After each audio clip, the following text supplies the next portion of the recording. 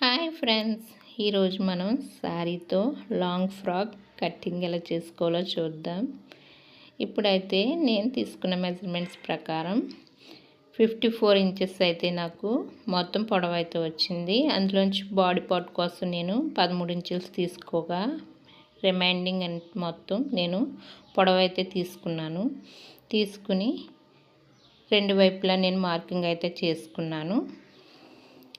41 inches అయితే నాకు వచ్చింది.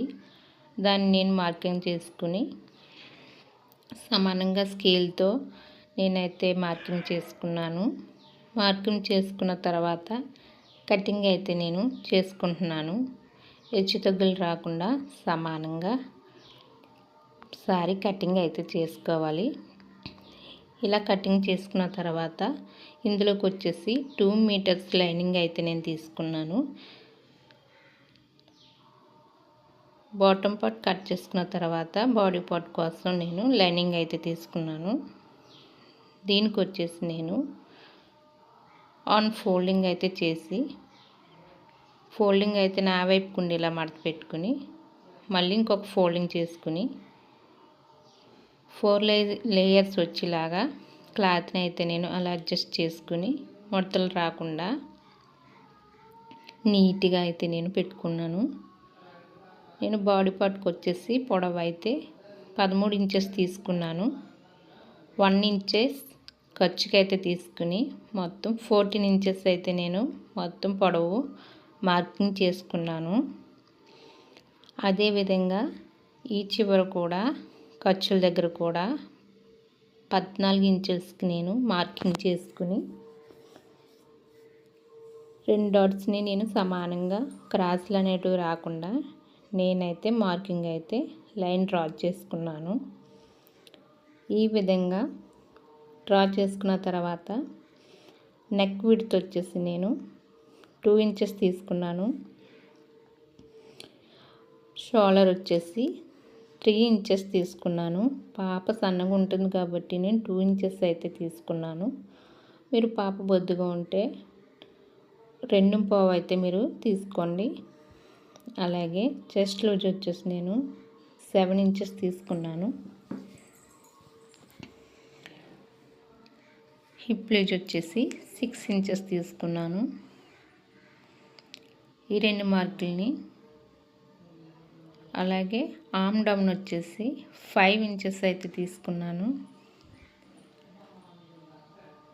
నెక్ దగ్గర క్రాస్ రాకుండా అక్కడ కూడా నెక్ షోల్డర్ ఎంత అయితే తీసుకున్నానో 5 ఇంచెస్ మిడిల్ పార్ట్లో కూడా నేను 5 ఇంచెస్ తీసుకుని మార్కింగ్ అయితే ఆర్మ్ డౌన్కి మార్కింగ్ అయితే చేసుకున్నాను. ఈ విధంగా మార్కింగ్ చేసుకున్న తర్వాత అడ్డంగా కూడా మార్కింగ్ చేసుకుని ఖర్చుల కోసం 2 ఇంచెస్ అయితే మార్కింగ్ చేసుకోవాలి. తీసుకున్న తర్వాత ఇప్పుడైతే నెక్ నేను 5 ఇంచెస్ పెట్టాను. ఆర్మ్ డౌన్ వచ్చేసి 1.5 ఇంచులు అయితే నేను పెట్టుకున్నాను. అక్కడ మార్కింగ్ చేసుకుని కర్వ్ లాగా మనం షేప్ ఇచ్చుకోవాలి చంక్ డౌన్ దగ్గర. అలాగే నెక్ వచ్చేసి 5 ఇంచెస్ అయితే పెట్టుకున్నాను. నేను 5 ఇంచెస్ పెట్టుకున్న దగ్గర 2 ఇంచెస్కి కూడా నేను మార్కింగ్ చేసుకున్నాను. పైన 2 ఇంచెస్ పెట్టుకున్నాను నెక్ విత్. నెక్ డౌన్ కూడా నేను 2 ఇంచెస్ పెట్టుకుని క్రాస్లు రాకుండా నెక్ అయితే నేను లైన్ డ్రా చేసుకున్నాను. ఈ విధంగా నెక్ అయితే నేను పెట్టుకున్నాను. ఇలా పెట్టుకున్న తర్వాత ఇప్పుడు మనం బాడీ పార్ట్ అయితే మనం కట్ చేసుకోవాలి. చూపించిన విధంగా మనకి హెచ్చు తగ్గులు రాకుండా జాగ్రత్తగా అయితే మనం కట్ చేసుకోవాలి. ఈ విధంగా కట్ చేసుకుంటూ నేను ఇక్కడ డాట్ కోసం అయితే నేను తీసుకోలేదు, మార్కింగ్ అయితే చేసుకోలేదు. దానికి వచ్చేసి 1 ఇంచెస్ తీసుకుని నేను కటింగ్ అయితే చేసుకుంటున్నాను.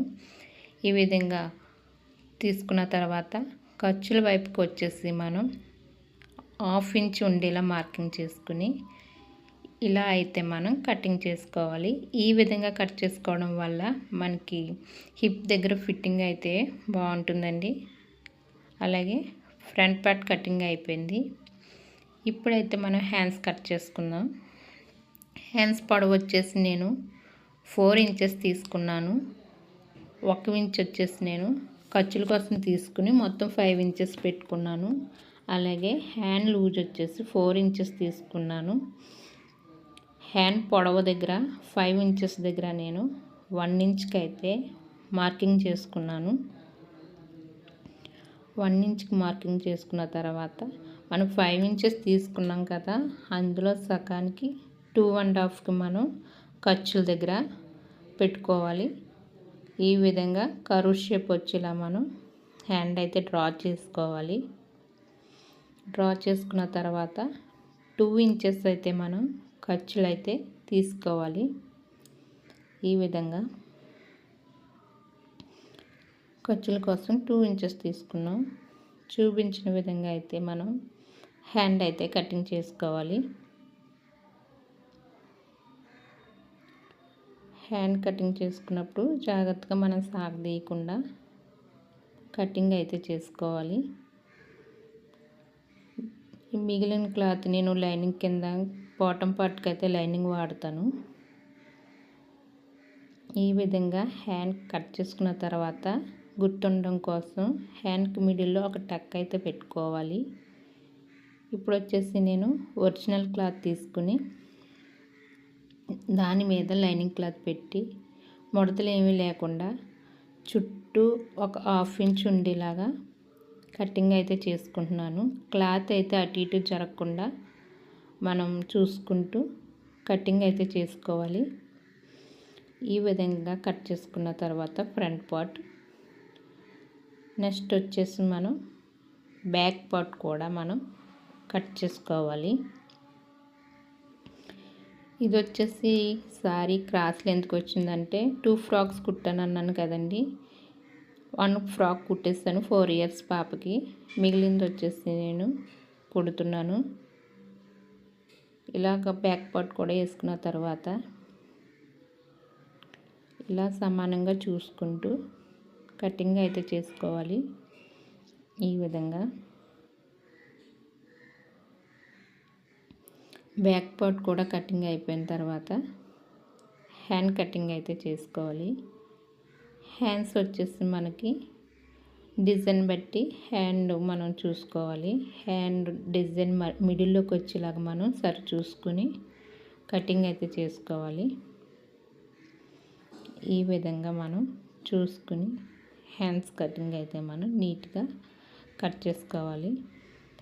ఈ విధంగా మనం కట్ చేసుకుంటే